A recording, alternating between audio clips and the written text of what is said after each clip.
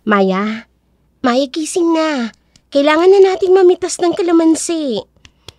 5 minuto pa ate. Sobrang antok pa ako eh. Dali na Maya. Mas maganda ang presyo ng kalamansi kapag maaga tayo sa palengke. Tsaka may pasok ka pa mamaya. Dalian mo na dyan. Sige na nga po ate. Antok na antok pa ako. Alam ko, pero kailangan nating kumita para sa gamot ni nanay. Naubos na yung gamot niya kagabi, kaya kailangan nating makadilihensya ngayon. Sige na. Uminom ka muna ng salabat para mainitan ng sikmura mo. Salamat ate. Kukunin ko lang yung basket natin. Pero ubusin mo muna yung salabat mo. Opo. Pagkatapos mo, kunin mo na rin pati yung gunting. Doon tayo sa may puno ha. Malapit sa bakod. Ate Sheila, napanaginipan ko po kagabi na mayaman na tayo. May malaking bahay tayo. Tapos hindi na nagkakasakit si nanay. Mangyayari din yan Maya. Basta ipagpatuloy mo lang ang pag-aaral mo. Bakit po ba hindi kayo nag-aral ate? Kasi kailangan kong alagaan si nanay. Sino naman ang mag-aalaga sa kanya kung mag-aaral pa ako?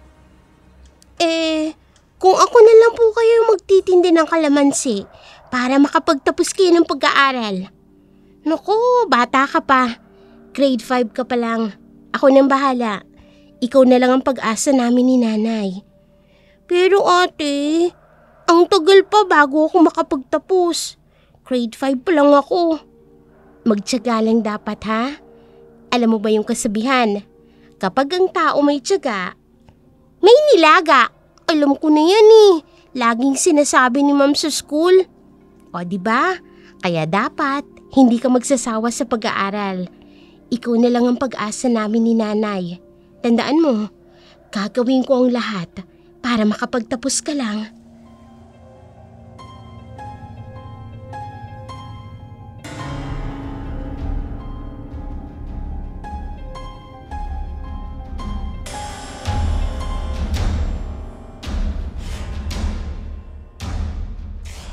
Buhay na buhay ang pag-asa ni Sheila na makapagtapos ang kanyang kapatid sa kabila ng kahirapang pinagdadaanan ng kanilang pamilya.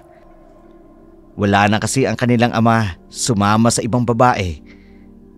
Nang magsimula magkasakit ang kanilang ina at ang kabiguan sa kanilang ama, ang ginamit nila para lumaban sa buhay.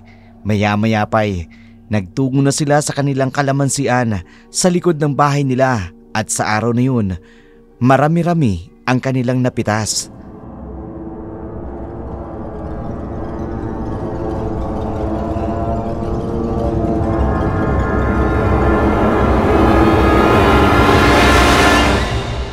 Ate, tingnan mo po oh. Ang dami ng kalamansi. Busog na naman yung mga basket natin. Mabuti naman. Siguro mga 3 kilo na to. Kung mabibenta natin lahat, may pambili na tayo ng gamot ni nanay. Ate, naririnig mo po yun? Ang alin? Yung aso. Parang galit na galit. Oo nga. Sa may bahay yata ni Aling ko rin yun. Halika, tingnan natin. Natatakot ako ate. Sumunod ka sa akin ha. Baka may nangyari kay Bantay. Ate, tahimik na. Bigla pong tumigil. Diyos ko po. Ate Sheila, si Bantay, patay na po. Huwag kang lalapit, Maya. Ate, baka isipin nila tayong may kawa nito. Hindi, Maya. Imposible yun. Tingnan mo. Parang hindi taong gumawa nito. Grabe. Sino kayang gagawa niyan? Baka aswang may gawa niyan. Ate, umuwi na po tayo. Huwag kang maniwala sa aswang. Hindi naman totoo yan eh. Kung totoo man ang aswang, bakit hindi natin napansin? Wala naman tayong ingay na napansin kanina, di ba? Pero ate, nakakatakot na. Umuwi na po tayo. Tama ka. kunin mo na ang basket ng kalamansi. Kailangan nating sabihin kay Aling Kuring ang nangyari. Ate, kung hindi asong ang may gawa nito, sinong gumawa nito sa bantay ni Aling Kuring? Kawawa naman yung aso niya. Oo nga, kawawa talaga. Ang pinagtataka ko lang, bakit wala man lang tayong napansin kanina? Dapat sana kahit konting ingay, may narinig man lang tayo. Sino kaya talagang walang awang pumatay sa asong ito? Ate, halika na Maya. Dalhin na muna natin ang kalamansi sa bahay bago tayo magsumbong kay Aling Kuring.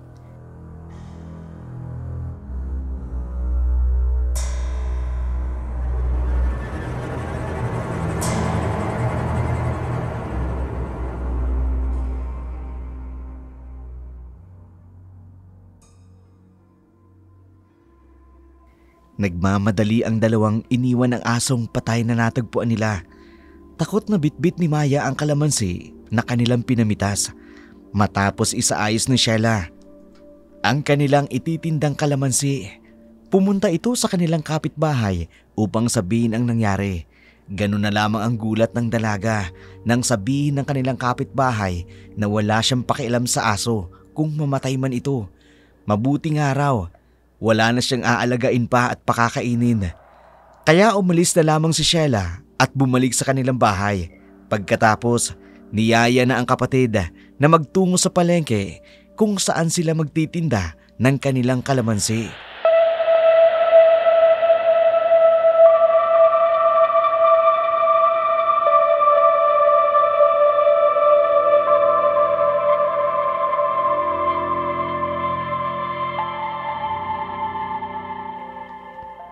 Ate, bakit po dito tayo tumaan?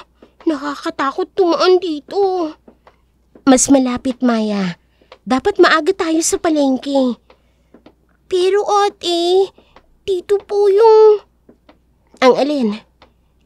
Yung bahay na kinikwento ni nanay. Yung dating bahay ni... Tumahimik ka na. Dumaan na lang tayo ng tahimik. Ate Sheila, tingnan niyo. Magpatuloy lang tayo sa paglalakad. Halika na. Yung bintana po ng lumang bahay, parang may... Wala kang nakikita, Maya. Lumang bahay lang yan. Hindi po, ate. May nakatingin po sa atin. Bilisan mo na. Magpatuloy na tayo sa paglalakad. Ate, huwag na kaya tayong dadaan dito sa susunod. Hawakan mong maigpit ang bayong. Pag sinabi kong takbo, takbo ha? Ate! Diyos ko! Maya, dito ka sa tabi ko. Hindi kaya yan yung pumatay sa bantay na aso ni Aling Kuring? Nakakatakot ang alulong ng aso na yun. Magpatuloy na tayo sa paglalakad. Huwag mo nang pansinin ang kung ano man ang makita mo. Huwag kang lilingon. Diretso lang ha?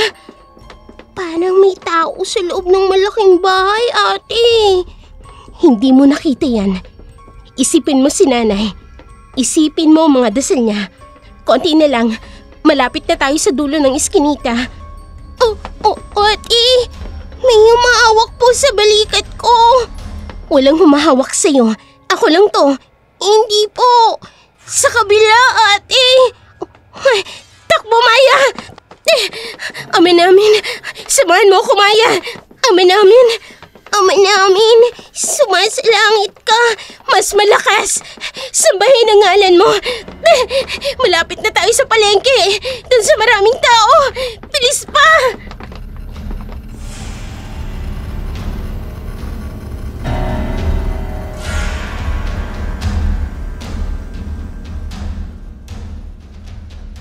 Nagkukumawag ang dalawa sa pagtakbo nang mapansin nila na sinusundan sila ng kakaibang nilalang na nakita nila sa malaking bahay na nadaanan nila. Bagaman labis ang takot ni Sheila ng mga oras na yun, nananatili pa rin itong matapang.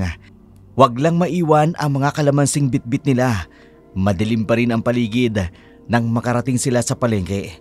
Sa palengke naman, nang maubos na ang kanilang paninda, Halos nag-aagaw na ang liwanag at dilim dahil mag-uumaga na.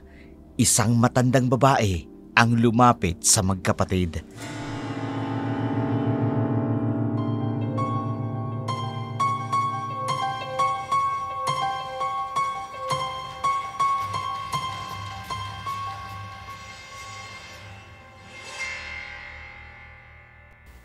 Ate, halos paubos na. 5 na lang yung natitira. Mabuti naman. Malaki-laki ang kita natin ngayon. Sige na, ayusin mo na yung mga gamit natin at nang makabili na tayo ng gamot ni nanay. Tapos lutong pagkain nang makauwi na tayo.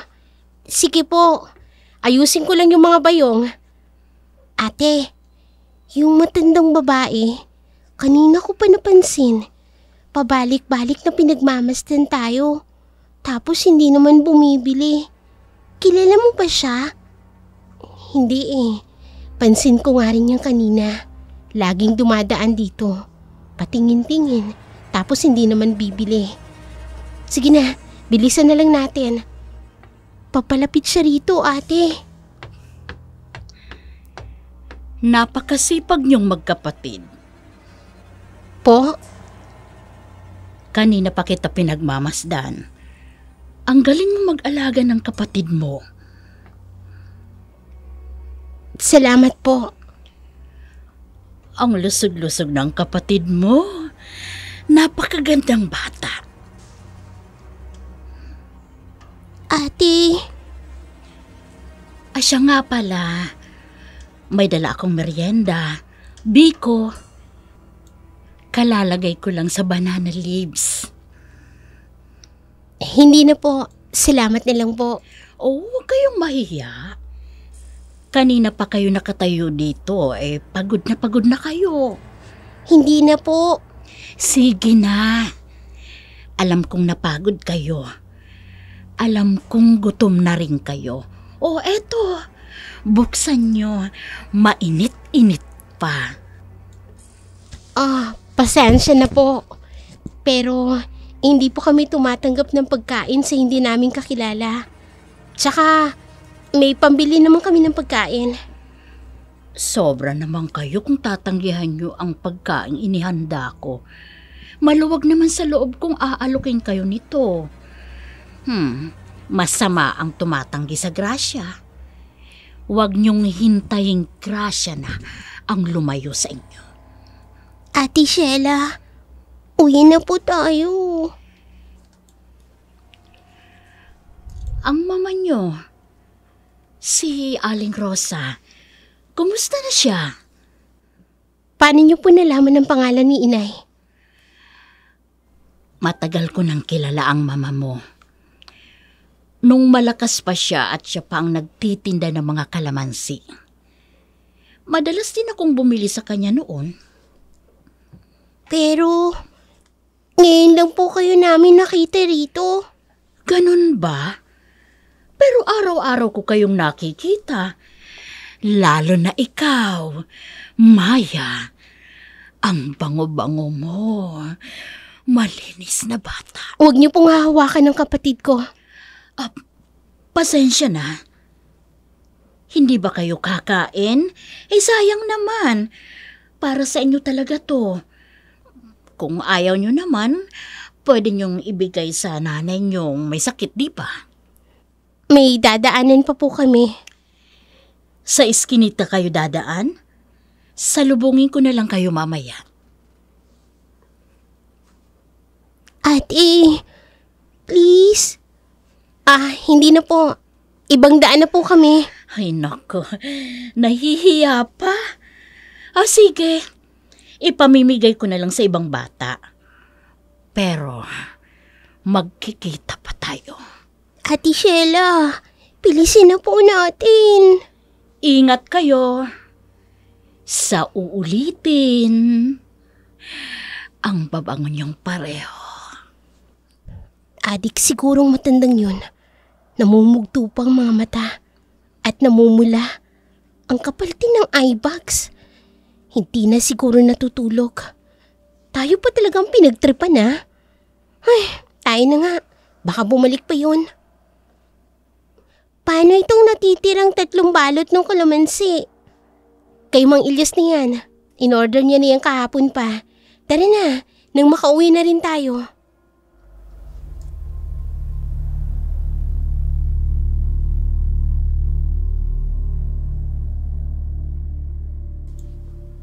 Nagmamadaling umalis ang magkapatid.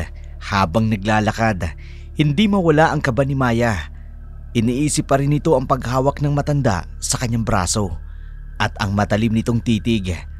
Sa isip niya, nababaliw ang babae nang makahawak ito sa kanya.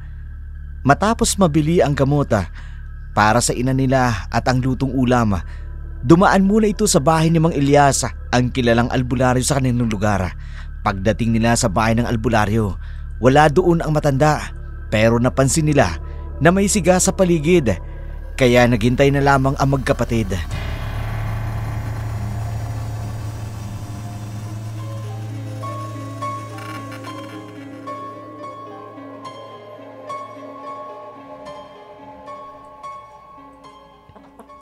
Wala yata si Mang Ilyas. May konting siga sa bakurin niya. Patunay na nandito lang siya. Hintayin na lang natin ng konti. Mamaya pa naman iinom ng gamot si nanay. Tsaka napainom ko na siya kanina bago tayo umalis. May kilos ko sa loob. Nandito nga siya. Sino yan? Kami po. Si Sheila po at si Maya. May dala po kaming kalamansi para sa inyo. Sandali lang. Huwag kayong gagalaw dyan, ha? Ate... Maya, huwag kang kikilos. May bakas ka. May sumunod sa inyo. Ano po? Pasok kayo madali. Dalian nyo. Ang dami pong halaman Upo kayo rito. Titingnan ko ang balikat mo. Masakit po. Kanina pa po yan nananakit. Simula nang umuwi kami galing sa palengke. Sandali. May lumapit sa inyo. Matandang babae. Paano niyo po nalaman? Tingnan mo, nakaukit sa balas mo ang bakas ng kuko niya. Hindi ito ordinaryong kalmot. Paano ka nagkaroon ng kalmot? Hinawakan niya lang naman ang kamay mo kanina, di ba? Oti, kinikilabutan tuloy ako. Nakilala niyo ba kung sinong humawak sa balikat ng kapatid mo? Nagpakilala po siya. Siya raw po si Landa. Mga nasa 50 na po siya eh. Nakabelong itim. Landa? Nandito na naman ang hayop na yon. Kanina po sa palengke, lumapit po siya. Ang ipinagtataka ko nga po, Mang Ilyas, alam niya po yung tungkol kay nanay. Matagal na raw po siyang naninirahan sa palengke. Lagi niya raw nakikita si nanay. Pero kanina lang po namin siya nakita. Kaya pala, 20 taon na siyang pinalayas ng buong barangay. Bakit po? Makinig kayong mabuti. Mandurugo siyang aswang. Aswang na kumukuha ng buhay na may sakit. Mandurugo? Oo. Modus ng mga mandurugong aswang ang balik-balikan ng may sakit. Gagawa at gagawa sila ng paraan para mapadali ang buhay ng isang taong may sakit. Si nanay? Malamang yun ang pakay niya sa pakikipagmabutihan sa inyo. Ang makakuha ng pagkakataon at madala ang nanay niyo o madala ang lason para sa nanay niyo. Ang paghawak niya sa balikat mo, hindi niyo namamalayan na sugatan ng kapatid mo. At paraan niya yun para madala niya sa nanay niyo ang sumpa niya na lalong magpapahirap sa karamdaman ng nanay niyo. Ate, yung amoy kanina sa palengke, nung lumapit siya sa atin. Amoy kamatayan ba? Dala niya yun kahit saan man siya magpunta para makapambiktima. Mabuti na lang at naisipan niyong dumaan dito sa akin bago kayo umuwi sa inyo. Ano pong gagawin namin? Sandali. Gagamutin ko lang ang lasong inilagay niya sa katawan ng kapatid mo. Hindi kayo pwedeng umuwi kaagad hanggat hindi natin naaalis ang laso ng aswang. Papahiran natin ng langis ang mga bahagi ng katawan ng kapatid mo na hinawakan niya. Ikaw na siya lang gumawa. Kailangang maproteksyonan kaagad natin ang kapatid mo bago pa man kumalat ang laso ng aswang para sa nanay mo na inilagay niya sa katawan ng kapatid mo.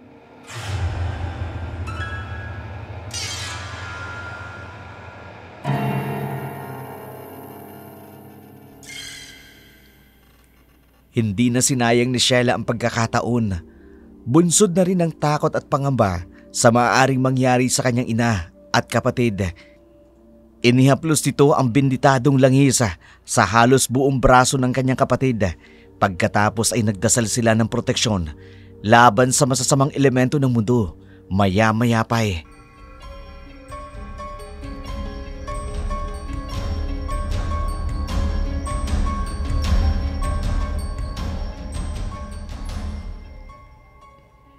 Natatakot pa rin po ako para sa nanay namin, Mang Ilyas. Huwag kayong mag-alala. Ang kalamansi nyo na halos nasa buong paligid ng inyong bahay, 3 henerasyon nang nabubuhay. Yan ang pinakamatibay na sandata laban sa kanya. Higit sa lahat, ang pananalig sa Diyos. Paano po namin magagamit ang kalamansi? Hahaluan natin ng banal na tubig. Iwiwisik sa mga sulok ng bahay. Maglagay ng 3 peraso sa ilalim ng unan ng may sakit. 3 po talaga dapat? Oo. Huwag kulang. Huwag sobra. 3 kalamansi. 3 daon ng bawang. 3 butil ng asin. Paano po si nanay? Baka puntahan siya. Sandali lang. Kukuha ako ng gamot. Ate, natatakot na ako. Heto. Ibibigay ko sa inyo. Ano po yan? Langis na hinaluan ng luya at bawang.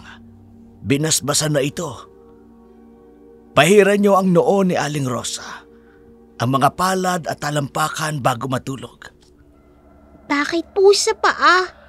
Diyan pumapasok ang kasamaan, lalo na sa mga may sakit, kapag tulog o mahina ang kaluluwa ng isang tao. May dapat pa po ba kaming gawin? Huwag kayong matutulog ng sabay. Dapat may gising palagi. Pinakamalakas sila sa madaling araw. Ate. May 3 kandila rin dito. Pula, itim at puti. Sindihan nyo ang kandila at ilagay sa bawat sulok ng kwarto ni Aling Rosa. Salamat po, Mang Ilyas. Mag-iingat kayo sa pag-uwi. At tandaan, kapag may kumatok sa gabi, kahit anong marinig ninyo, huwag kailanman sasakot. Huwag na huwag ninyong pagbubuksan. Nararamdaman kong matagal nang sinusubaybayan ng mga aswang ang nanay nyo. Naghahanap lamang ito ng pagkakataon. Higit sa lahat, huwag niyong kaliligtaang magdasal.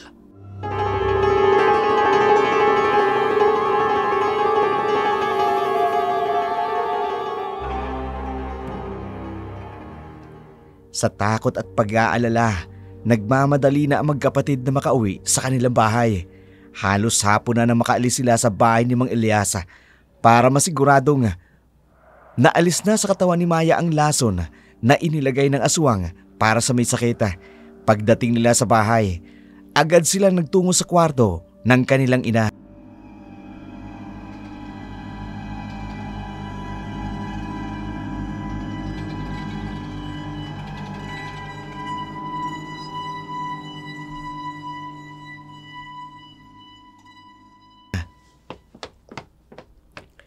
Maya, kunin mo ang langis. Madali ka. Opo, ate. Eto po, oh.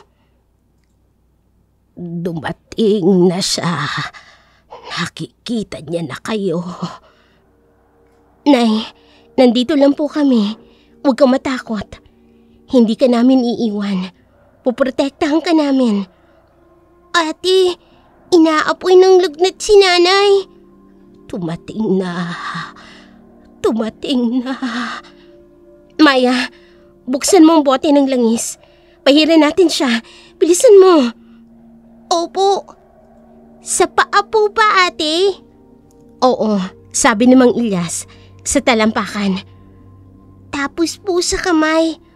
At sa noo. Tulungan mo ko, ha? Mga anak ko. Mahal na mahal ko kayo. Kahit anong mangyari, poprotektahan ko kayo. Hindi ko kayo iiwan. Hindi pababayaan. Ate, ayaw tumikil ni nanay sa panginginig. Ipagpatuloy mo lang ang pagpahid mo. Magdasal tayo. Ama namin, sumasalangit ka. Tumating. Nakikita kayo. Magtago kayo, mga anak. Di baling ako na lang ang kukunin nila. Huwag lang kayo, mga anak. Ate, bakit po ganyan si nanay? Tapos na ang mga paa. Hawakan mo mga kamay niya, Maya. Mainit po siya, ate. Konti na lang. Sa noo na. Ituloy mo lang yan, ha. Kukuha lang ako ng tuwalya at tubig. Pupunasan ko siya para maibsan ng konting lagnat niya. Ituloy mo yung ginagawa mo. Ate, kung nandito kaya si tatay, siguro hindi tayo magkakaganito. Maya, hindi na sana tayo ganito na natatakot. Sige na, tapos na. Tingnan mo, oh. Nakatulog na si nanay. Bakit niya kaya pinili yung ibang pamilya kaysa sa atin? Maya, huwag mo nang isipin yun. Hindi natin alam ang buong pangyayari. Hindi na sinabi ni nanay kung anong hindi nila pagkakaintindihan. Galit ako sa kanya, ate. Maya, hindi ka ba galit sa kanya? Kahit ano pang mangyari, tatay pa rin natin siya. Ayoko sa kanya. Maya, kung wala siya, wala rin tayo sa mundo. Mas mabuti pa sigurong wala na lang tayo. Huwag mong sabihin yan. Hindi magandang magtanim ng galit sa isang tao. Lalo na sa ating ama. Balang araw mauunawaan din natin kung bakit bigla na lang na hindi bumalik si tatay sa atin. Kung bakit pinili niyang ibang tao kaysa sa atin. Basta, galit ako sa kanya. Pinabayaan niya tayo. Maya, pinabayaan niya si nanay. Tama na. Hindi niya tayo mahal, ate. Maya, sige na. Tulungan mo na lang ako. Kunin mo yung mga kandila. Hindi mo ba naaalala nang minsang sinabi ng isang pastor nung magawi tayo sa isang simbahan at nag-aaral ng salita ng Diyos? Ang sabi, iwasan mong magalit dahil hindi maganda ang mangyayari sa'yo. Ang galit ang nagsisilbing tanggulan ng masama sa buhay ng isang tao. Tila mga bukas na pintuan para makapasok ang masama. Ayoko nga. Kailangan nating protektahan si Nanay Maya. Sige na, kunin mo na yung mga kandila. Ate, ano? Natatakot ako eh. Kay tatay? Kay Landa? Kay nanay? Si lahat. Nandito ako. Hindi kita pababayaan. Pangako? Pangako. Hindi ako aalis katulad niya. Tulad ng pangako ko. Pagtatapusin kita ng pag-aaral, ipapakita natin kay tatay na kahit wala siya, hindi natin pinabayaan ang mga sarili natin. Gusto ko kung sakali magbumalik sa atin si tatay. Gusto kong makita niya na nakaya nating tumayo sa sarili nating mga paa.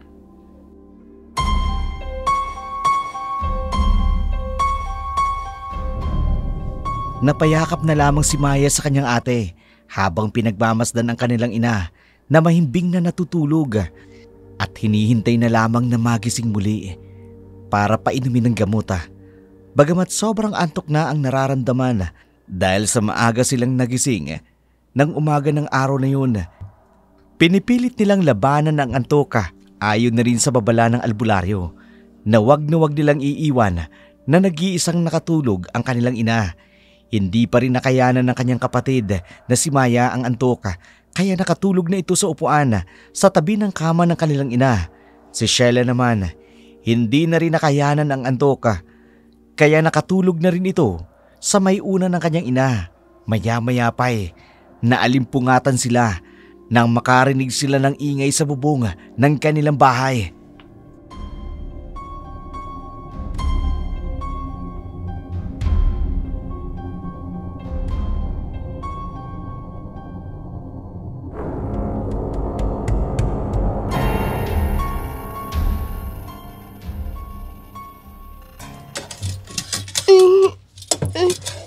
Ate, anong ingay yun? Tahimik. Ate, sa bubong. Parang kinakalmot yung bubungan natin. Maya, dali. Isara mo ang mga bintana. Bilisan mo. May aswang, ate! Nasa baba na siya, ate! Ate, anong gagawin natin? Tulong! Tulong! Tulungan niyo po kami! Inaatake kami ng aswang! Tulong! Ate, walang makakarinig sa atin. Malayo yung mga bahay. Hindi tayo dapat na matakot, Maya. Ate, sinisira niyo na yung pintuan ng bahay natin. Walang ibang tutulong sa atin kundi tayo lang. Magdasal tayo't lumaban. Minsan ko na rin narinig. Labanan mong Diablo at lalayuan ka nito. Kailangan tatagan mong loob mo, Maya. Para kay nanay. Lalaban tayo. Bakit tayo? Bakit sa ganitong oras? Kayong wala namang makaririnig sa atin. Maya, dito ka lang ha. Bantayan mo si nanay. Kahit na anong mangyari, wag mo siyang iiwan. Lalabasin ko ang aswang niyan. Ate, wag kang lalabas. Wala na tayong ibang pagpipilian, kundi ang lumaban. Pero ate, aswang siya eh. Anong laban mo? Gagamitin ko ang lahat ng sinabi ni Mang Ilyas. Ate, natatakot ako para sa iyo. Hindi niya naman siguro magagawang pumasok dito eh. Maayos naman yung pintuan natin. Kunin mo ang asin. Palibutan mo ng asin si nanay. Yun na lang ang maigi mong magagawa. Sige na. Ate, hindi mo siya kayang labanan. Mga alagad sila ng dilim. Isa ring panlaban sa kanilang tapang at ang determinasyon ng tao. Hindi ko papayagang kunin niya si nanay. Makinig ka, Maya. Gagawin natin ito para protektahan ang ating mga sarili. Lalo na si nanay. Sisama ako sa iyo. Hindi, dito ka lang. Magdasal ka. Higit na kailangan ni nanay ang makakasama. Kapag nagising siya, mag-aalala yan. Dito ka na lang sa loob. Haharapin ko ang aswang na yan. Ang asin at ang buntot pagi. Ito ang magagamit ko para labanan ng aswang na to na nagnanais kunin si nanay. Ate, huwag niyo lang kaya. Sige na, palibutan mo ng asin si nanay. Bilis! Ate!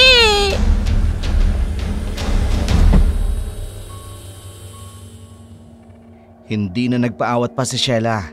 Bagamat may takot sa dibdib, pinili nitong labanan ng aswang gamit ang naituro sa kanya ng albularyong si Mang Ilyas. Dali-dali niyang binuksan ang kanilang pintuan. Paglabas nito, dali-dali namang isinara ng kanyang kapatid ang pintuan. Mabilis na sinabuyan ni Sheila ng asin ang buong paligid. Sumambulat sa kanya ang nakatatakot na itsura ng aswang na umaatake sa kanila.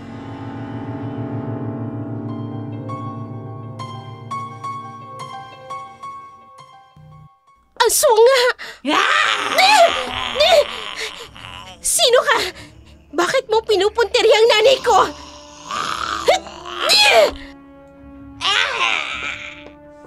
Tingnan ko lang kung hindi ka mamilipit sa asin.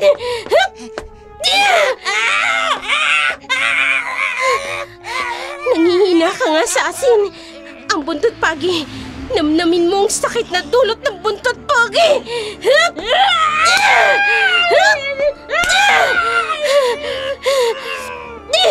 Tantanan mo ang nanay ko! Hindi ako papayag na kunin mo ang nanay ko! Mga aswang kayo na walang puwang dito sa mundo!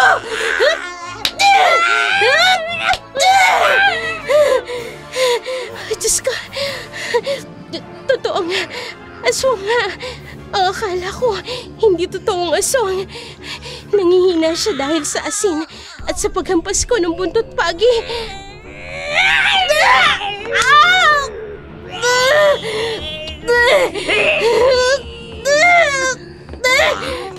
Ate! Huwag kang lalabas, Maya! Papatayin ko kayong lahat! Huwag matigas ang ulo mo! Pumasok ka sa loob! Halika dito! Ate!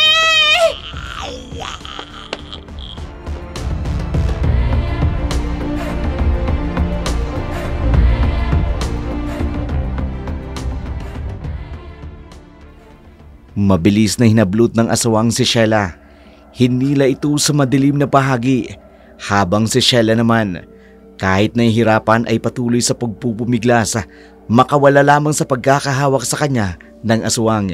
Hindi na rin napigilan pa ni Maya ang kanyang sarili. Labis ang pag-aalala nito. Lumabas ito ng tuluyan at sinundan ang kanyang kapatid. Dala ang isang garapon ng asin sa di kalayuan, malapit sa puno ng kalamansi na nilagyan nila ng mga pangontra. Na-corner ang aswang kaya hindi ito makadiretso. Ganun na lamang ang paggalito niya nang dalawang Sheila ang tumambad sa kanya.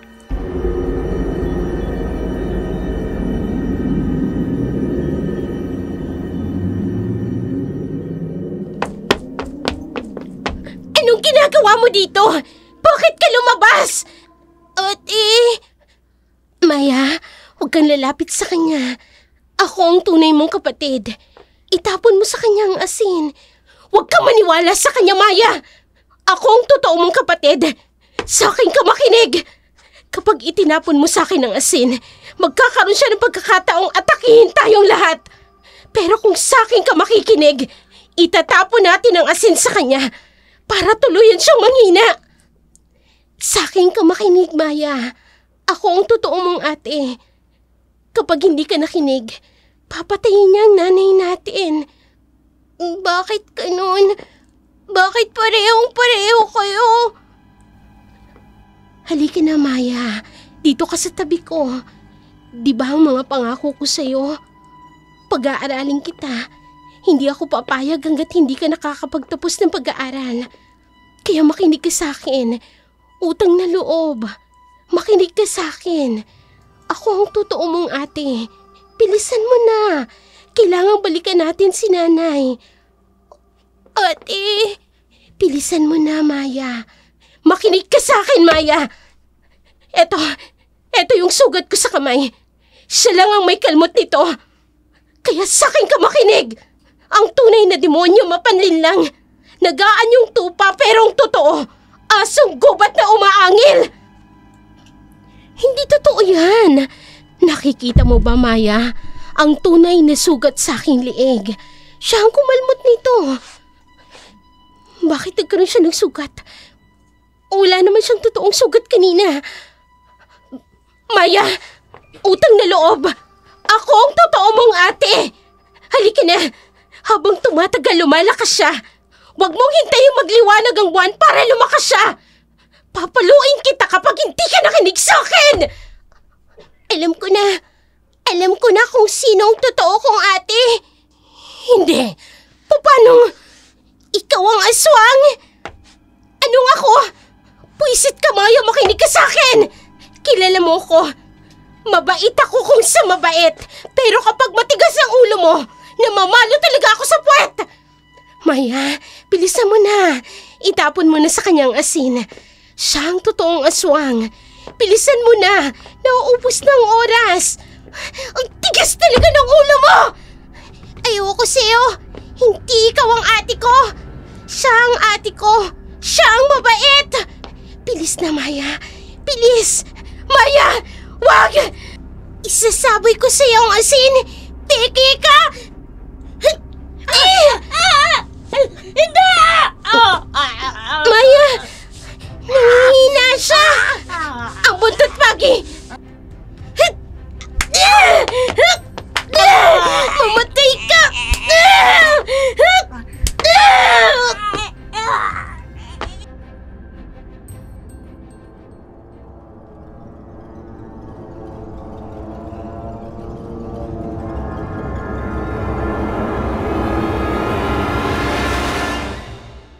Namilipit sa sakit ang totoong aswang dahil sa mga kalamansing nakapalibot at mga asin na isinaboy ni Maya sa kanya. Mabilis naman itong nakaalis, bigla na lang nawala sa paningin ng magkapatid. Niyakap naman ni Sheila ang kapatid at napahanga ito sa ginawa ng bunso kung paano nito isinaboy ang asin sa aswang.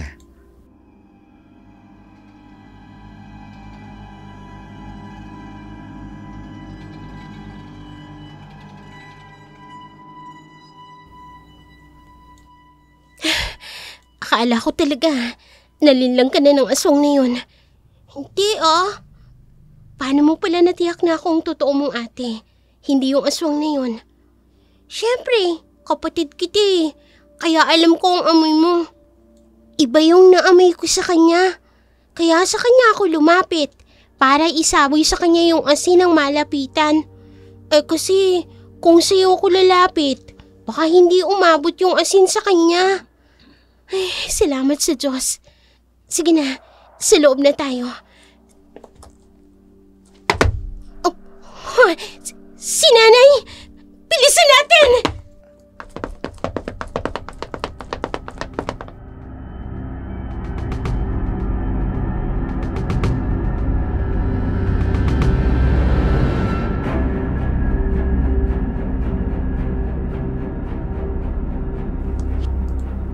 Nagmamadali ang magkapatid na pumunta sa loob ng kanilang bahay sa takot na baka itong binalikan ng aswang.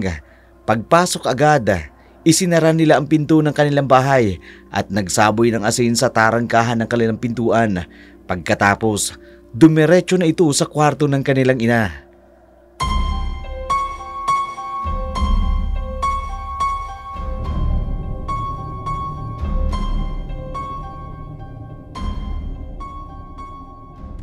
Bakit nasa labas pa kayo ng bahay ng ganitong oras? Nay, paabot nga ng gamot ko, anak. Ate, hindi niyo napansin ang nangyari kanina. Anong ibinubulong-bulong niyo dyan? Kumain na muna kayo, inay, bago kayo uminom ng gamot. Pasensya na kayong dalawa kung masyado ko kayong naaabala dahil sa sakit ko. Hindi na gumagaling-galing ito. Nay, hindi po kaabalahan sa amin ang paglingkuran kayo. Kahit buong buhay namin, hindi sasapat para suklian ang pagsasakripisyo niyo sa amin nung malakas pa kayo. Salamat, anak. Heto po, Nay. Kumain na po muna kayo. Ang bango naman ng niluto mo, anak. Paborito ko ito. Sinabawang baboy na may kalamansi. Salamat naman po at maayos ng pakiramdam ninyo. Sana ho magustuhan ng sikmura nyo ang pagkain nang hindi nyo naisuka. Medyo mabuti-buti na nga ang pakiramdam ko. Nakatutulong din ng konti ang niresetang gamot sa atin ng huling doktor na sumuri sa akin. Bakit ba hanggang ngayon hindi nila masuri kung ano talaga ang sakit ko at pabalik-balik lang? Oo nga, inay. At saka nangangayayat na kayo. Nangangalumata na rin. Habang tinitingnan ko kayo ng ganyan, parang kinukurot ang puso ko. Pakiramdam ko, wala akong nagagawa para tulungan kayo. Huwag kang magsalita ng ganyan, anak. Ang dami mo nang ginawa para sa akin. Teka nga. Bakit nga pala may sugat ka sa kamay? Kalmot ba yan ang pusa? Ate, ikuha mo si nanay na may inom. Oo, ate. Nay, wag niyo na ho akong alalahanin. Nanguha kasi kami ng kalamansi ni Maya. Hindi ko po namalayan. Nabali po yung maliit na sangang naapakan ko. Kaya nasugatan po ang kamay ko. Tumama po yung mga tinik ng kalamansi. Mag-iingat ka kasi. Kung malakas lang sana ako, hindi kayo mahihirapan sa pagtatrabaho. Kaya pilitin niyo pong maging malakas para magkakasama na ulit tayo sa pagtitinda ng kung ano-ano.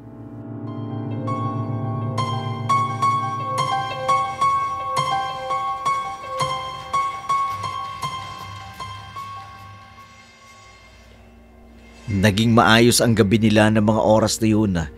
Hindi na rin sinabi ni Sheila ang engkwentro niya sa aswang na sumalakay sa kanya kani-kanina lamang para hindi na mag-alala pa ang kanyang ina. Nag-alibay na lamang ito ng dahilan ng pagkakasugat ng kanyang kamay. Kinabukasan, ganun na lamang ang pag-aalala ng magkapatid dahil nang hinang muli ang kanilang ina. Ayaw kumain at nagsususuka. Kaya pinunta nila ang albularyo sa kanilang baryo na si Mang Elias.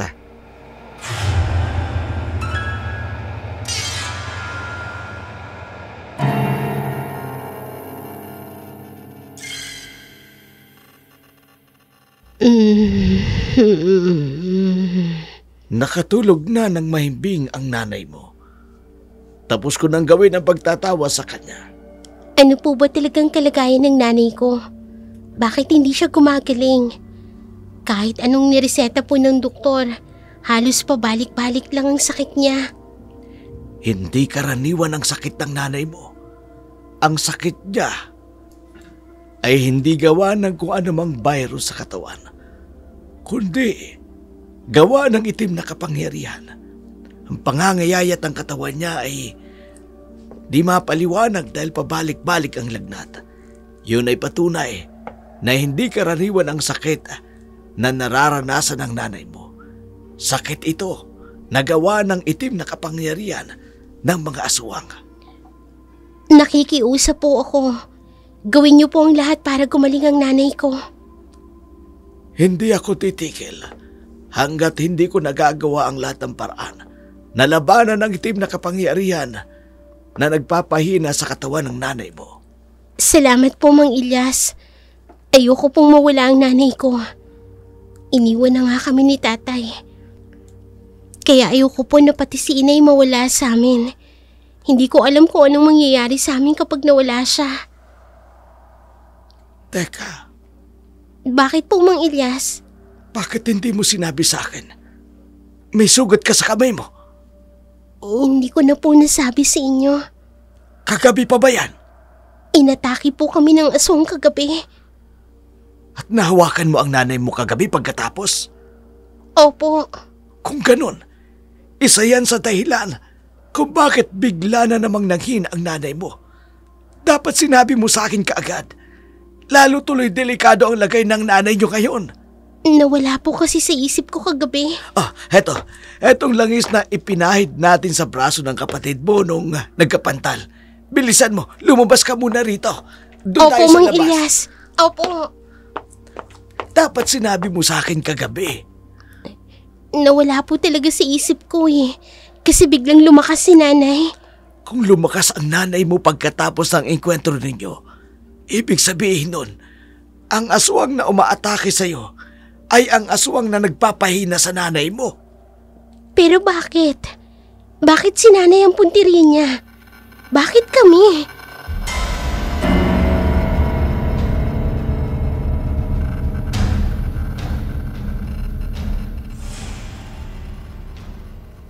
Isang malaking katanungan kay Sheila na hindi rin masagot ni Elias ng diretso. Hanggat hindi malinaw sa kanya ang mga pangyayari, hindi siya nagbibigay ng malinaw na konklusyon. Laking tulong din si Mang Elias sa magkapatid. Ito na ang nagbuluntaryong magbantay sa ina nila habang sila naman ay nagtitinda ng kalamansi sa palengke para matustusan ang kanilang pang-araw-araw na pamumuhay. Lalo na ang pambili ng gamot ng kanilang ina. Isang hapon, habang pauwi ng palengke ang magkapatid, Napadaan sila sa isang nagkukumpulang mga tao. Nag-usisa ang magkapatid. Sumambulat sa kanila ang karumal-dumal na sinapit ng mga patay na tao.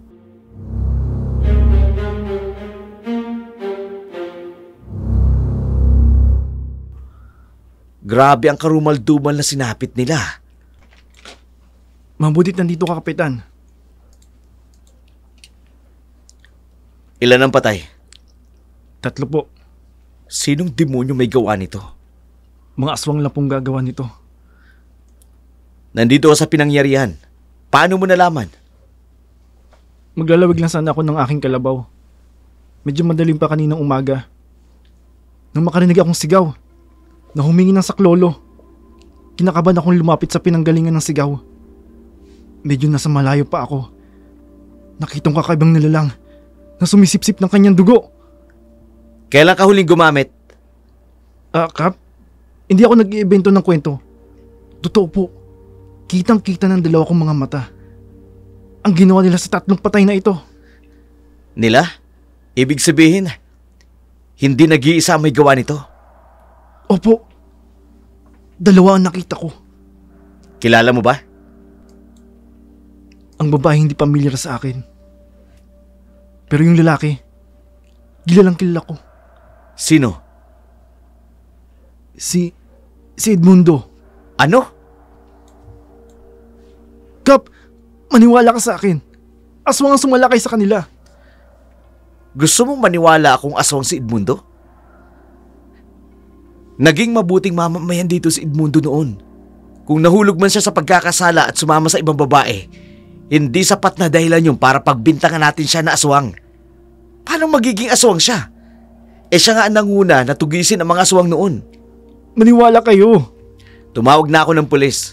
Maya-maya lang darating na sila at ikaw humanda ka sa mga isasagot mo sa kanila. Kaya ako nag-aadika, delikato ka. Hindi, Kap. Patutunayan ko sa inyo. Nagbago na ako. Hindi na ako adik. Hindi ko gawa-gawa itong nakita ko. Totoong may sumalakay na aswang dito, sa baryo natin. Mga aswang sila!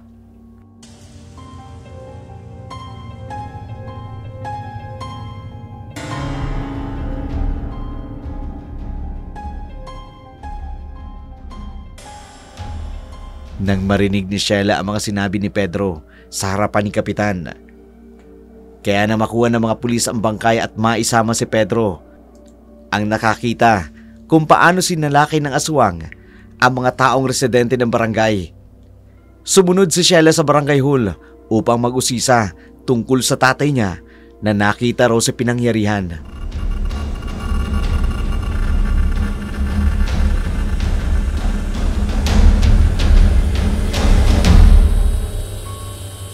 Kap, pasensya na po. Hindi ko lang po maiwasang mag-usisa tungkol sa nangyari. Narinig ko kasing binanggit ni Pedro ang tatay ko. Totoo bang nakita niya ang tatay namin? Yun ang sabi niya eh. Pero hindi naman ako masyadong naniniwala. Kilala naman dito sa ating barangay na adik si Pedro. Kapag nakadroga, nag-hallucination kung ano-anong naiisip. Pero kinukutuban po kasi ako. Ayoko lang pong makisingit sa usapan ninyo kanina. Anong kutob mo? Na totoong sinasabi niya. Kilala ko ang ama mo. Kaya mahirap paniwalaan ang aligasyon nila. Pero paano po kung totoo? Hayaan na natin ang mga pulis na mag-imbestiga sa kasong ito. Malalaman din natin ang totoo. Ipagkatiwala lang natin sa kanila. Sana ho hindi totoo. Kaya lang nang marinig ko kanina, bigla akong kinabahan. Sana hindi. Hindi ko rin alam kung anong gagawin ko. Ang dami nang namatay na hype dito sa barangay. At ngayon tao na ang pinapatay ng mga perwisyong aswang na yan. Pero malakas pa naman ang kumpiyansa ko na hindi ang tatay mo ang nakita ni Pedro.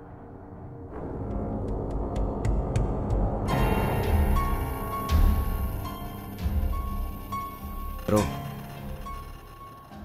pagkatapos ng pag-uusap nila ni Kapitan, nagmamadali naman ang magkapatid. Hindi dahil sa aswang, kundi sa lihim na pananabik na makita ang kanilang ama. Para na rin siguraduhin kung totoo ang balitang nasagap nila sa nakakita sa pumatay sa mga tao. Umaasa pa rin si Sheila na mabubuong muli ang kanilang pamilya. Hindi niya tuloy malaman kung ano magiging reaksyon niya kung totoo man ang nakita ng nagbalita tungkol sa kanyang ama. Kung aswang man talaga ang sinamahan nito, nabuhayan naman ang loob niya na may pag-asang mabubuong muli ang kanilang pamilya.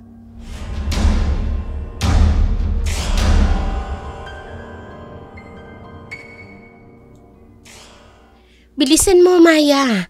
Kailangan nating magmadali. Oo na, ate. Kasunod mo na ako. Ate, paano kung totoo yung nakita ni Mang Pedro? Hindi ko alam.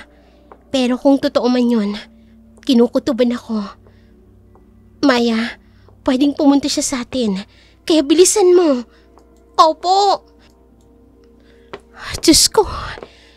Hindi ko rin talaga alam ang magiging reaksyon ko kapag napatunayan na si tatay ang kasama ng mga aswang na sumalakay na may mga pinatay kanina. Kung totoo man na aswang siya, posibleng hindi ang ibang babae ang dahilan kung bakit siya nawala. Alam kaya ni nanay ang totoong nangyari. Ate, sandali! Bakit, Maya? May mga dugo. Ha? Dugo ito ng tao, diba? Si nanay, baka kung anong nangyari sa kanya. Hala, ate, patungo po sa bahay natin. Diyos ko, bilisan mo, Maya. Baka kung anong nangyari kay inay. Bilisan mo!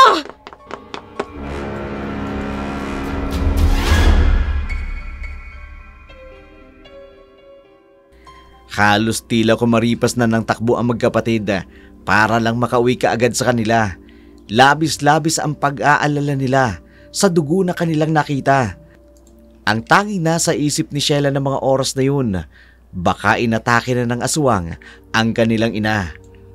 Sa kabilang dako naman, habang pauwi si Mang Elias dahil madilim ang gabi ng mga oras na yun, isang kagimbal-gimbal na pangyayari ang sumalubong sa kanya.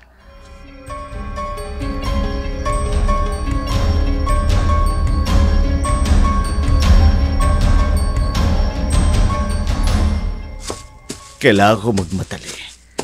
Kukunin ko pa ang mga pangontra sa bahay bago lumalim ang gabi. Kailangan makabalik ka agad ako sa bahay ni Rosa. Oh. Ano yan? Ibang pakiramdam ko. May presensya ng aswang sa paligid. Ihahanda ko ang aking buntot pagi. Kung sino ka bang demonyo ka na umaali-aligid dito, hindi ka sasantuhin ng buntot pagi na ito.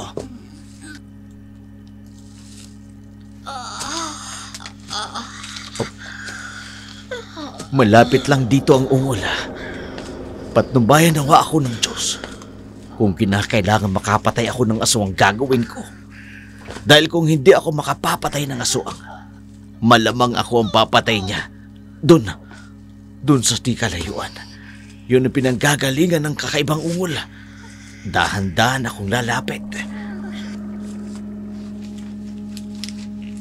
Oh, ano yan? Isang babaeng... Ang sakit. Landa! Ano ginagawa mo dito? Ikaw! Anong ginagawa mo dito? Bakit duga ang katawan mo? At ang daming hagupit ng latigo sa katawan mo.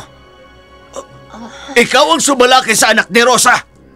Ikaw ang aswang na sumalakay sa kanya. Hindi ko alam ang sinasabi mo. Huwag ka nang magbaang-baangan pa. Ikaw ang aswang na sumalakay sa kanya. Ang mga plus na yan, sanhi ng buntot pagi na likha ng anak ni Rosa. Hindi ako papayag na hindi niya pagbayaran ang ginawa niyang ito sa akin. Anong kasalanan ni Rosa sa'yo? Huwag kang magmaang-maangang pa na wala kang alam.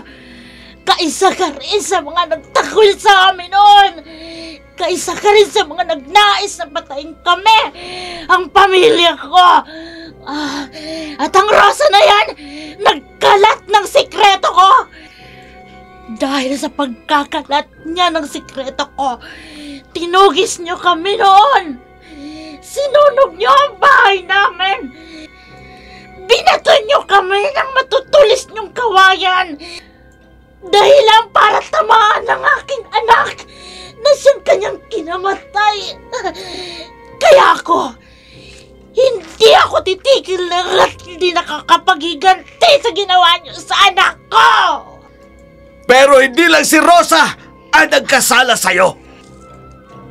Pero sa kanya ko nabunto ng lahat ng galit ko dahil akala ko kaibigan siya. Pero siya pa ang magtatraidor sa akin. Ang buong akala ko mapagkakatiwalaan ko siya. Pero siya ang nagpahamak sa amin, sa aking anak. Hanggat may nabubuhay na albularyo sa bayang ito, hindi kayo makapananaig ng mga aswang! Hintayin niyo ang muling pagbabalik ng lakas ko. Pagsisisihan yung kinanti ang isang aswang na katulad ko. Hindi ako papayag na hindi magbayad ang naging dahilan ng pagdurusa ko ng mahabang panahon. Ikaw ang aswang na sumalakay sa 3 residente. Bakit kasama mo si Edmundo? Anong ginawa mo sa kanya?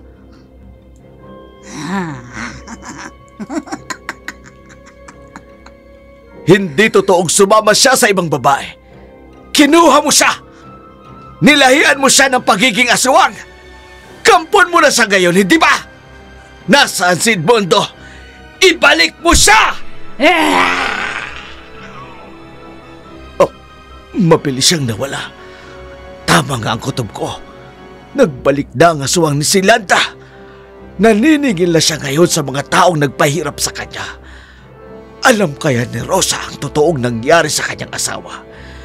Alam kaya niya ang tunay na nangyari kay Edmundo?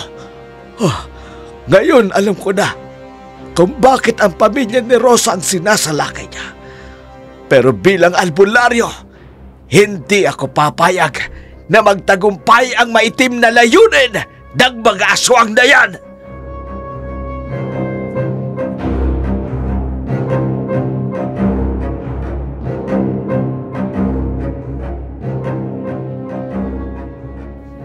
Mabilis na umalis ang aswang. Marahil matindi pa ang sugat na tinamo nito sa pangahambalos ng buntot pagi ni Sheila sa kanya. Hindi pa rin ito nagapi ang matandang albularyo. Nagmamadali naman si Elias na pumunta sa kanyang bahay upang kunin ang mga bagay na maaari magamit para hindi makalapit ang aswang sa bahay ni Aling Rosa.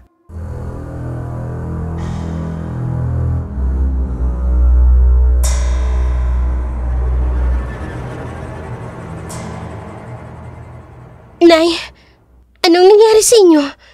Bakit may gasgas ang leeg ninyo?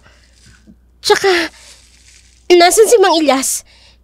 Iniwan ka namin sa kanya kanina, hindi ba? Umuwi na muna. Kukuha ng pangontra. Medyo malakas na rin naman ako kanina. Kaya pinayagan ko na. Kako makababalik naman na kayo ng maaga. Paano kayo nagkasugat? Pagkaalis ni Elias, pumasok ang aswang dito kanina. Matagal niya na akong minamanmanan.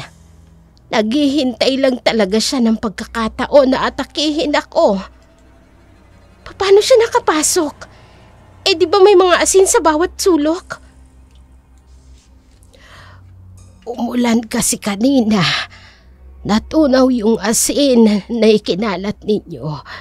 Kaya siguro nakapasok siya. Kayo talaga ang sadya ng aswang, inay.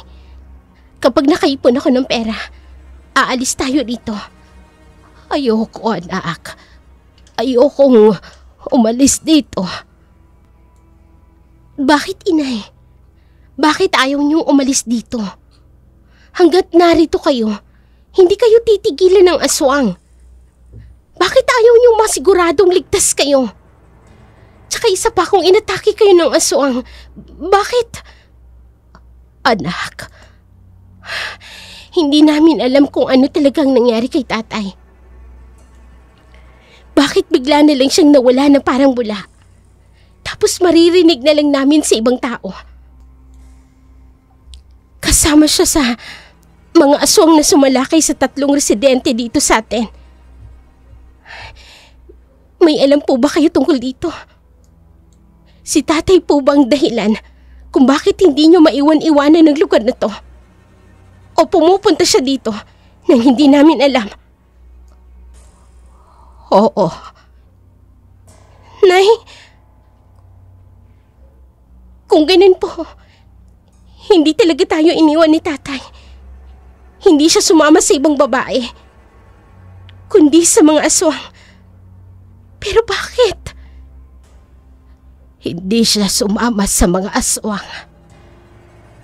Pinili niya lang ang maging aswang. Hindi ko kayo maintindihan. Pinili niya ang maging aswang para maging malakas siya. Para protektahan tayo sa mga aswang na sasalakay sa atin. Kung hindi siya magiging aswang, malamang wala na tayo sa mundong ito. Pinatay na tayo ng mga aswang. So, totoo? Totoo ang sinabi ni Pedro na nakita niya si tatay? Hindi siya masamang aswang. Ang totoo, ang tatay mong nagtatanggol sa mga taong sinasalakay ng aswang dito. Tulad kanina, papatayin na sana ako ng aswang. Pero dumating siya, nagpambuno sila. Naiintindihan ko na ho, inay. Patawarin niyo ako kung hindi ko sinabi sa inyong totoo. Para maprotektahan ang tatay ninyo. Para hindi siya paghinalaan ng mga tao. Hindi po ako nagkagalit. Halo-halo lang talaga ang emosyon ko. Dahil alam ko, hindi niyo pala talaga tayo iniwan. Nag-aalala lang ako para kay tatay. Kayong nalaman na ng mga tao na aswang siya. Mas mapanganib ang buhay niya. Nakuyugin siya ng mga tao. Hanggat nakaupo si Kapitan, nasisigurado kong protektado tayo ni Kapitan. Paano niyo nasisiguro? Alam ni Kapitan na aswang ang tatay ninyo. Kung hindi dahil sa tatay ninyo, patay na si Kapitan. Sinalakay ito ng mga aswang noon. Ang tatay mong nagtanggol. Kaya nangako si Kapitan na gagawin niya ang lahat para maitago ang totoong katauhan ni Edmundo. Kaya pala, ganoon niya na lamang ipagtanggol si tatay sa sinasabi ni Pedro. Dahil alam niya ang totoong pagkatao ni tatay. Pero inay, wala na akong pakialam kung anong pagkatao niya. Basta ang mahalaga sa akin ngayon, nalaman ko ng katotohanan na hindi pala tayo iniwan ni tatay.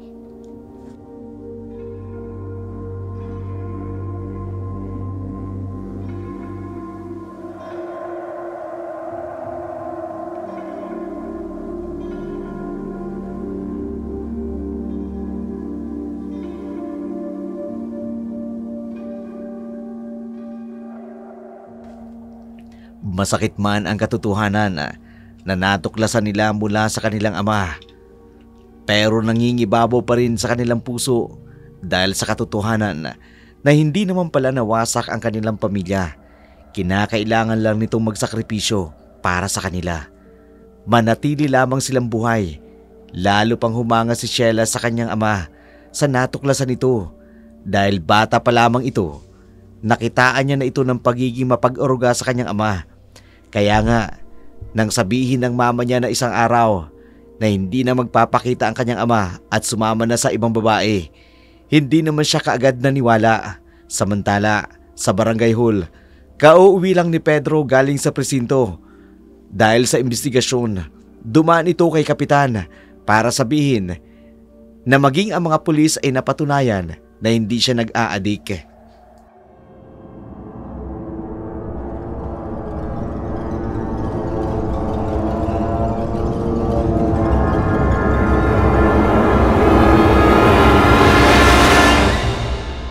Ngayon, napatunayan ko sa inyo, hindi ako addict. Nagpa-drug test ako at negative. Maniniwala na kayo sa akin. Natotoo ang sinasabi ko. Halika nga dito. Doon tayo sa loob. Doon tayo sa loob. Teka, Kapitan. Huwag niyo akong kalad ka rin. Ano ba? Dito. Dito tayo sa loob mag-usap.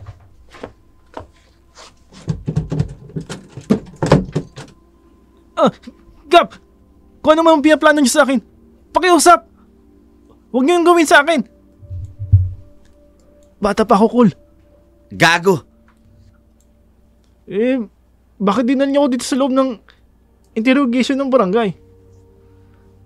Huwag mong ipagkakalat ang nakita mo. Nakaswang si Edmundo? Oo, Naniniwala na kayo sa akin? Nakaswang si Mang Edmundo? hindi. Pero, Hindi makatutulong kung ipagkakalat mo pa ang nakita mo. Marami nang nagawang kabutihan dito si Mang Edmundo. Kung kilala mo lang siya, kaso hindi mo talaga kilala ng lubusan. Makipagtulungan ka na lang para mahuli natin ang tunay na aswang. si Edmundo, Hindi nga! Ang kulit! sino? Yung sinasabi mong babae na nakita mo. Yung sumisipsip ng dugo ng katawan ng 3 pinatay. Si Edmundo nga. Ang babaeng nakita mo nga, hindi ba? Nakita mo lang nakasama si Mang Edmundo. Pero hindi mo nakita na siya mismo yung pumatay dun sa 3. Yung matandang babae, di ba? Yun ang nakita mismo ng 2 mong mga mata. Oo nga. Bakit pa hindi ko naisip yun? Makakaalis ka na. Hindi mo ipagsasabi kahit kanino, ha. Tandaan mo, ang babaeng aswang lang ang sumalakay sa 3 namatay. Yun naman talaga ang totoo. Mulis ka na nga.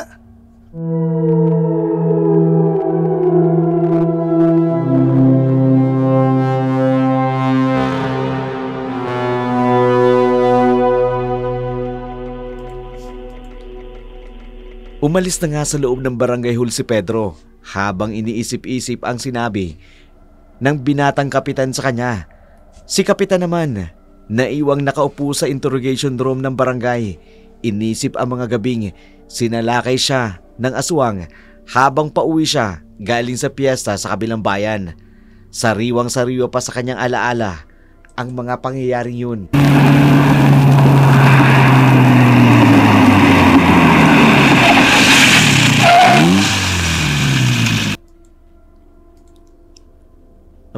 Ano yun?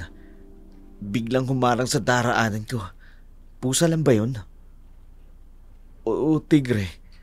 Pero wala namang tigre dito sa aming lugar. Alanganing oras ha. Pero kailangan masigurado ko na hindi nga tao ang nabangga ko. Ha? Aswang! Tulong! Tulong! Ang itsura niya! Sobrang nakakatakot! Tulong! Bitiwan mo ako! Bitiwan mo ako! Igning kita! Hindi! Nakakasuhan, di na mong pumupulupot sa akin! Baho! Mamamatay ka na! Wag! Anong? Ligtas ka na. Mang Edmundo? Ganito lang ang itsura ko. Katulad nila. Pero ang puso ko, puso nyo pa rin. Hindi ako masamang aswang. Pinili ko lamang na maging aswang para ipagtanggol ang mga kapwa ko tao. Salamat sa pagliligtas sa akin.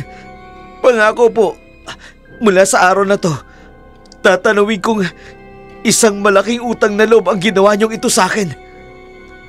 Huwag mong ipagsasabi ang nakita mo para maipagtanggol ko kayo. Makakaasa kayo. Mula po sa araw na ito, hindi ko makakalimutan ang pagtatanggol niyo sa akin. Utang ko po sa inyo ang buhay ko. Kung hindi kayo dumati, malamang napatay na ako ng aswang na yon. Hindi ko makakalimutan ang gabing yun. Utang ko sa inyo, Mang Edmundo, ang buhay ko. Kaya kahit ilang beses pang pagtatakip ang gawin ko sa pagkatao nyo, gagawin ko. Kahit alam kong hindi mababayaran ang anumang gagawin ko na pagtatakip sa'yo at pagpoprotekta ang ginawa mong pagligtas sa akin noon.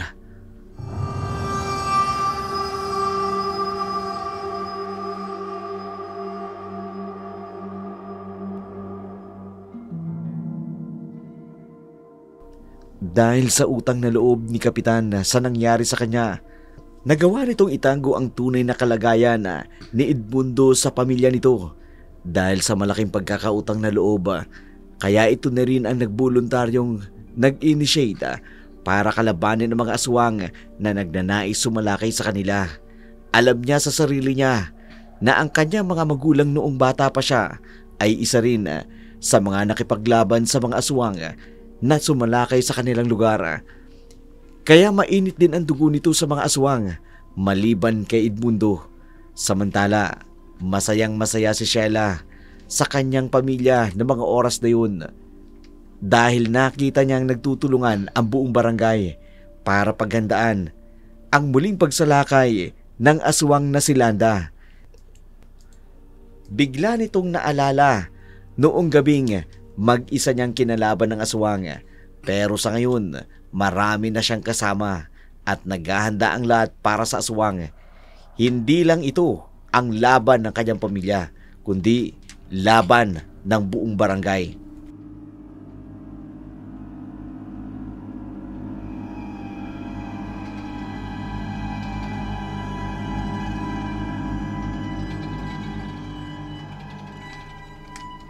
Ikabit ang mga kalamansi sa pintuan. 3 kada bahay. Lahat ng mga tao nagkakaisa sa paghahanda sa muling pagsalaki ng aswang. Ayaw nila maulit pa ang nangyari na may mamamatay sa lugar natin. Salamat, Kap. At naniniwala kayo sa kakayanan ko bilang albularyo. Kung hindi niyo ko tutulungan, hindi ko rin maisa sa katuparan ang paghahanda na ito. Masayang masaya ang pamilya ni Edmundo. Sabihin mo lang kung ano dapat gawin. Nakahanda kaming sumunod. Kailangan natin ng maraming kalamansi at asin para sakaling sumalakay sila. Yun ang gagamitin natin para manghina ang mga aswang at doon natin sila tuluyang magagapi.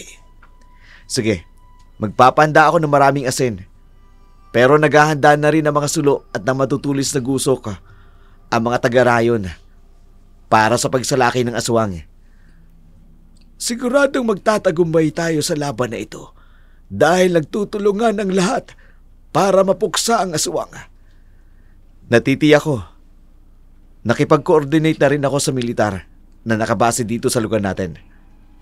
Papunta na sila dito bago magkabilugan ng buwan. Maging pala ang kampo ng militar, hindi nakaligtas sa pag-atake ng mga aswang. Kaya naniniwala sila sa bangis ng mga ito. Kaya nang malaman nila na naghahanda tayo, hindi sila nagdalawang isip na pumayag sa aloko. Mabuti naman kung ganon. Paano Mang Elias? I-check ko lang ang mga paghahandang ginagawa ng mga tauhan ko. Nang sa ganun, masigurado natin na walang lusot ang aswang na yan. Sisiguraduhin natin na wala siyang mabibiktima kahit mga hayop sa pagkakataong ito. Nagtimbre na rin ako sa militar at naniniwala silang totoo may aswang.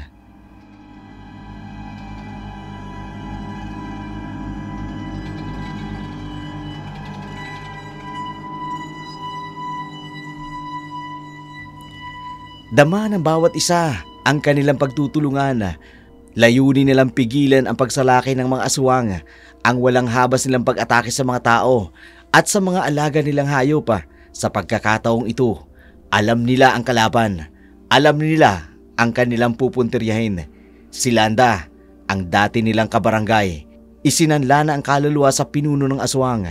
Naibsa naman ang bigat ng kalooban ni Sheila matapos masaksiyan ang pagdadamayan ng kanyang mga kabarangay.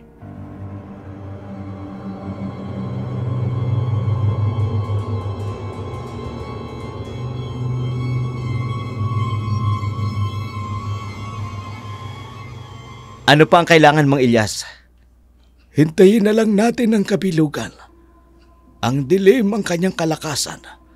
Nararamdaman kong hindi niya palalampasin ang pagkakataon na ito. Gagamitin niya ang kanyang lakas sa pagbilog ng buwan upang salakayin tayo. Pero dahil sa mga pangontrang ikinalat natin, tingnan lang natin kung may magagawa pa ang mga aswang na yan at ang kanyang mga kampon. Pagsapit ng dilim, tahimik ang buong paligid.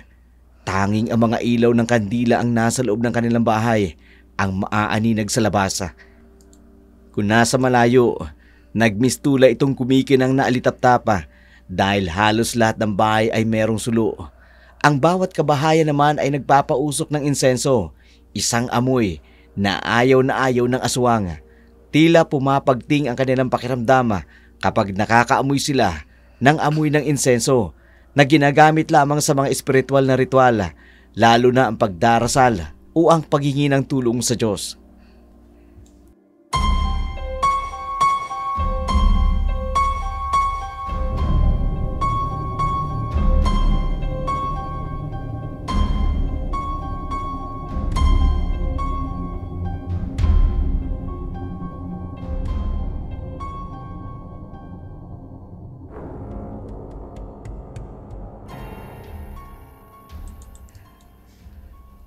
Anong nangyari sa kanila? Bakit kakaiba ang paligid? Lubang napakatahimik ng lugar na ito ngayon. Mga kampong ko, humanda kayong lahat. Magsikalat kayo kapag naramdaman nyo na ang lakas ng kapangyarihan ng aswang. Kapag lumaki na ang sinag ng buwan, doon nang gagaling ang lakas ng ating kapangyarihan. Humanda ka ngayon, Rosa.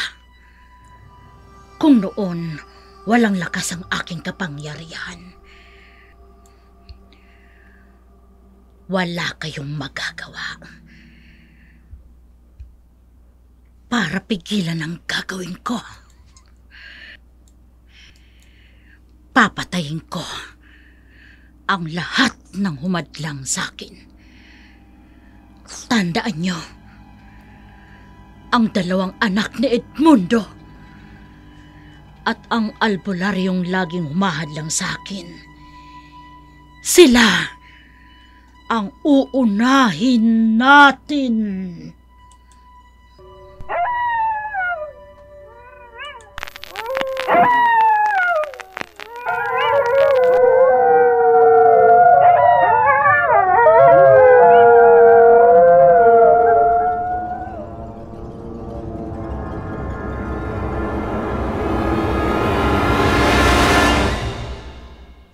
Habang lumalalim ang gabi, lalong tumitindi ang tensyon sa pagitan ng aswang at ng mga tao. Kapwa sila handa sa pagsalakay. Dito mapatutunayan kung sino ang magwawagi, ang kadiliman o ang nasa panig ng liwanag. Habang naghihintay ang buong taga-baryo, narinig nila ang mga alulong ng aso sa gubata. Alam nila na ang alulong ng asong yun ay mas tumitindi pa kapag malapit na ang kabilugan ng buwan. Sinimulang sindihan ang mga kandila at sulo ng mga tao.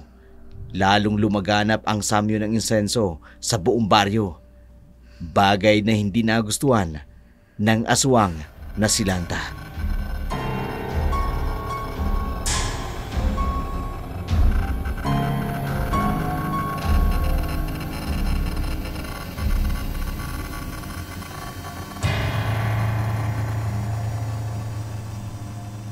Anong amoy yan? Hindi ko gusto ang amoy na yan. Mukhang alam nilang sasalakay tayo ngayon. Gagamitin natin ang lahat ng lakas natin. Kailangan mapatay ko si Rosa. At madala ko ang dalawa niyang anak. Para mabuhay ang anak ko. Ang buhay nila ang kapalit sa buhay ng aking anak. Lusob! Salakayin sila!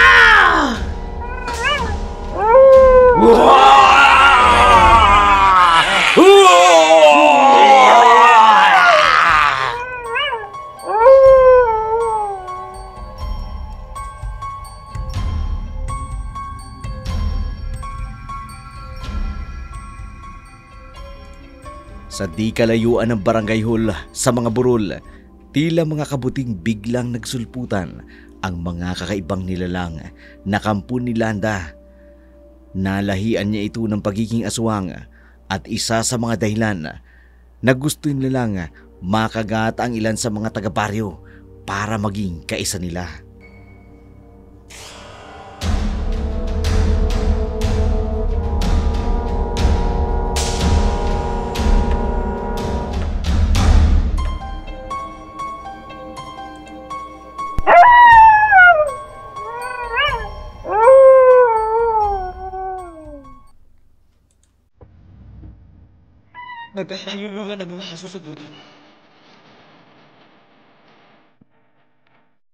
Hudyat na yan ang kanilang pagsalakay.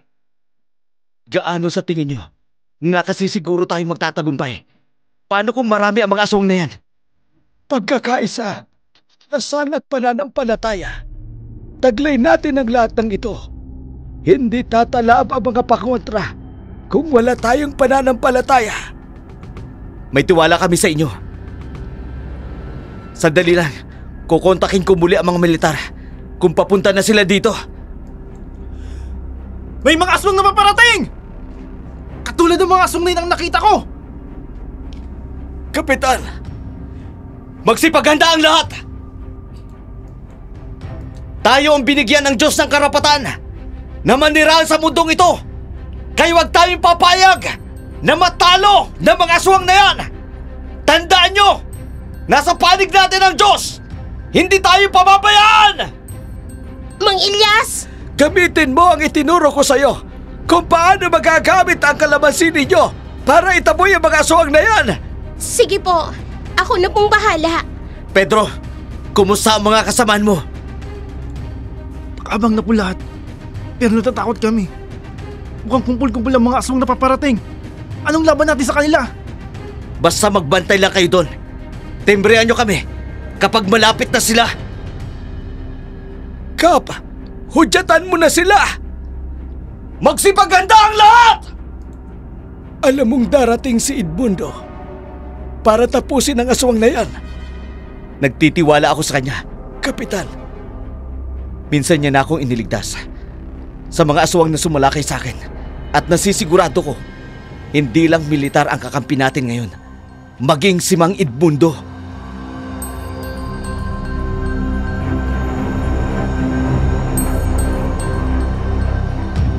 Kitang-kita ng mga tao mula sa malayo ang kumpul-kumpul ng mga aswang. Muling mauulit ang nangyari, dekadang taon na ang nakararaan. Nang unang sumalakay sa kanila ang mga aswang, sa isang tabi, naghihintay si Sheila na makita ang kanyang ama. Upang pakiusapan na isuko ang pagiging aswang, magkasama naman ang magkapatid sa laban na ito, maging sa kanilang pagtitinda ng kalamansi ay lagi silang magkatandem.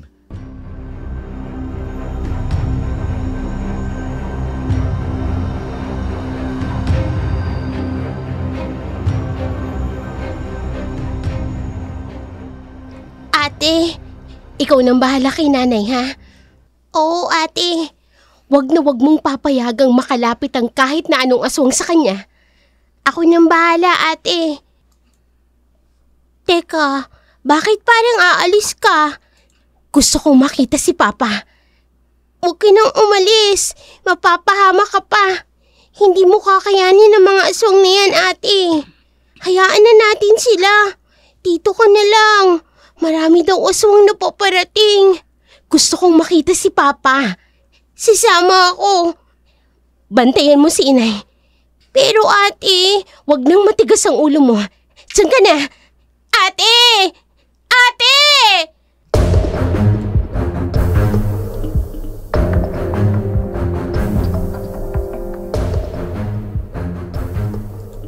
Habang papalapit ang mga aswang, ang mga tao sa kani-kanilang tahanan nag-alay ng dasal ng pagtatagumpay na malampasan ang kadilimang nangyayari sa kanilang lugar. Samantala, sina kapitan naman sa barangay, nagsisigawan na ang mga tao na sumasalakay na ang mga aswang sa kanilang lugar. Hindi pa rin dumarating ang mga militar na kinausap ni kapitan, kaya sa halip na lumaban, nahintakutan ang ilan sa kanila. Nasaksihan nila kung paano magpangbuno ang mga aswang na si Landa at si Edmundo. Nagulat ang mga tao dahil 2 aswang ang naglalaban, 1 aswang na handang magtanggol sa mga tao at 1 aswang na handang salakayin ang lahat.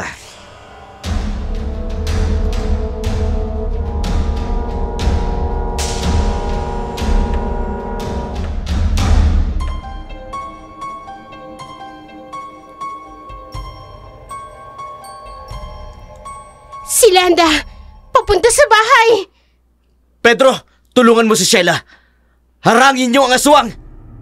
Sige, bahala na. Natatakot man pero sige na. Sheila, ang anting-ating ng kalamansi, huwag mong kalilimutan! Tara na, Sheila. Sinay! Bilisan natin! Papatayin kita! Papatayin kita! Ikaw ang dahilan kung bakit namatay ang anak ko! Kaya sisingilin ko ang buhay mo sa pagkamatay niya! Kung hindi mo ako trinidor, hindi mamamatay ang aking anak! Tulungan niyo si Sheila! Marami na aswang nakapalibot sa kanilang bahay! Mukhang si Aling Rosa talaga ang pakay nila! Ate! Itiwan niyo ang nanay ko at ang kapatid ko! Ilyas! Hindi tumatalab ang pangontrang nilagay mo sa loob ng paligid nila! Nakapalibot ang mga aswang sa kanila! Diyos ko! Papatayin ng mga aswang! Ang nanay at kapatid mo! Hindi tayo makakapasok sa kanila! Anong gagawin natin ngayon? Hanggang doon na lang ang pisa ng aking kapangyarihan bilang albularyo. Hindi na kaya ng aking kakayanan. Ang dami ng mga aswang na yan. Hindi ko alam kung bakit dumami sila ng ganyan. Isa na lang ang pag-asa natin. Patuloy na magdasal at magpakita si Edmundo o kaya ang mga militar na tinawag mo, Kapitan.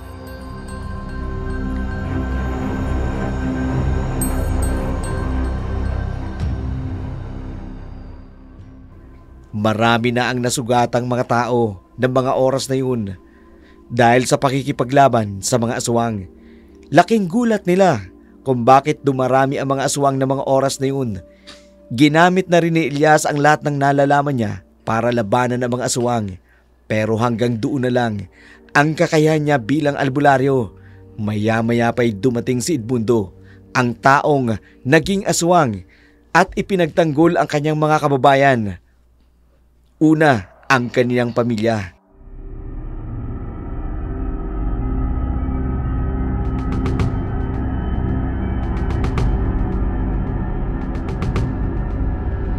Hindi niyo ako mapipigilan sa paghihigante laban sa kanila! Landa! Layuan mo ang pamilya ko! Edmund! Nagkita rin tayo! Edmundo! Hawakan mo ang kalamansi! Hindi mo ako kayang patumbahin! Itay! Ingat ka! Magkasama tayong maglalakbay sa dilim! Hindi na! Tapos na ang kadiliman! Ngayon, lahat ng kandila! Hindi! Ang liwanag! Ipagpatuloy ang dasal! Rosa! Sumama ka sa akin! Nay! Huwag kayong lalabas! Landa! Tapusin na natin to! Akin ang kaluluwa niya! Akin! Ngayon, ang huling dasal! Hindi! Hindi ako mamamatay! Palibutan siya ng apoy! Tayo! Palibutan natin!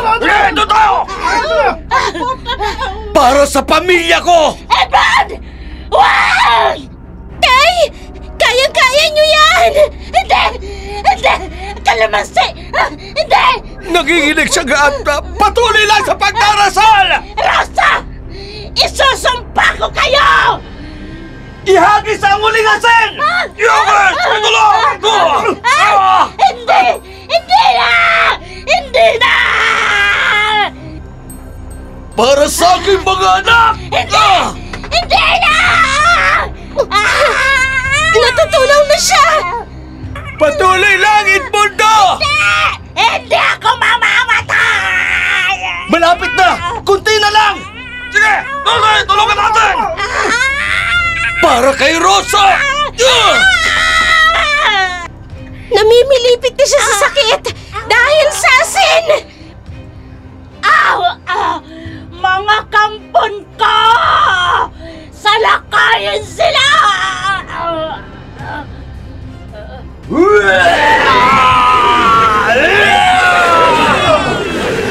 Kapitan! Ang dami nilang mga aswang!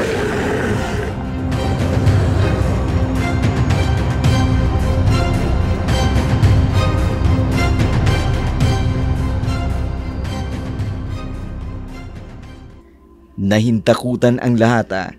Alam nilang hindi kakayanin ni Edmundo ang aswang na sumasalakay sa kanila.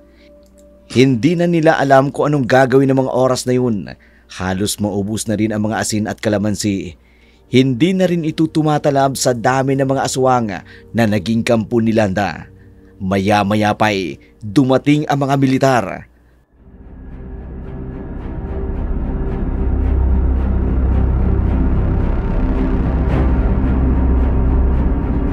Dumating na sila! Dumating na ang mga militar!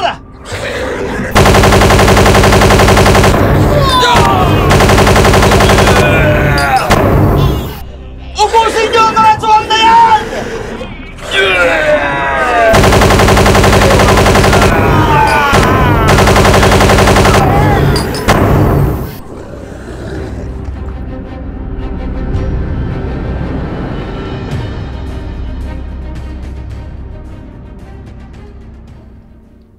Sa pagkakaisa ng taong bayan, sa pakikipagtulungan din ng mga militar, nasugpo nila ang mga aswang, kasama na ang pinuno ng aswang na si Landa. Sina Sheila, Maya at Rosa naman, naging maayos na rin ang kanilang buhay.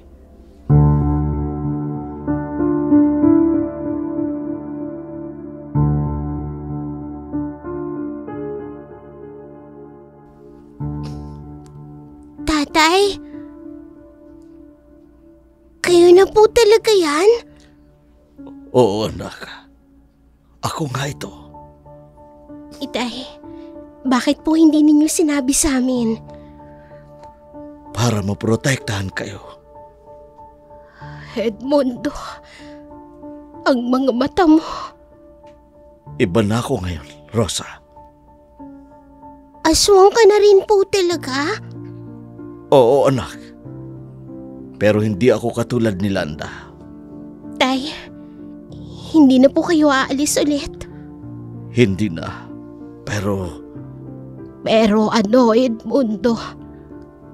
tuwing kabilugan ng buwan, kailangan kong umalis. Dahil tuwing magkakabilugan ng buwan, maraming aswang ang sumasalakay sa mga tao. Kailangan nila ako para tulungan silang protektahan. Katulad ng ginawa ninyo kay Landa. Oo. Ito na ang tungkulin ko ngayon.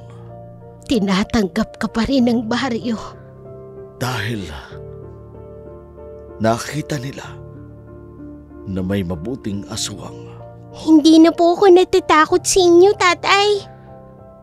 Salamat. Salamat, anak. Paano na po ang ating pamilya? magkakasakasama pa rin naman tayo, katulad nung dati. Pero iba ka na, Edmundo. Pero ang puso ko, pareho pa rin. Para pa rin sa inyo na pamilya ko. Kahit po aswang na kayo? Lalo na ngayon na aswang na ako. Mas malakas ako. Mas makapangyarihan para protektahan ang aking mahal sa buhay. Tay, Lalo na ang buong bayan. salamat po sa pagsagip sa amin. Hinding-hindi ko kayo pababayaan. Hanggat nabubuhay ako, walang aswang ang makapananakit sa inyo. Sa kabila ng dilim na bumalot sa kanilang bayan, nagdingning ang liwanag at katapangan, pagmamahal at sakripisyo.